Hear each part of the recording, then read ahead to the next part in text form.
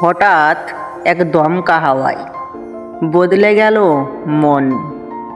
বিদায় বলে চলে গেল নাচে না সেই আপনজন, যার গানেতে ভরত নয়ন। বলছে সে গান গাইবে না, নতুন নতুন গান নিয়ে এসে সামনে মোদের আসবে না।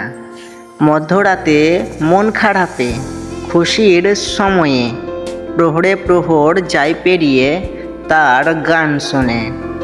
আজ সে বলে গাইবে না গান, সত্যি ভাবা যায় না। আর এই কথা সত্যি এখনো আমার বিশ্বাস হয় না। জানি না কি চিন্তা নিয়ে নিল এমন সিদ্ধান্ত। এখন সময় সবার বলার, অরিজিৎ সিং মোদের গর্ব।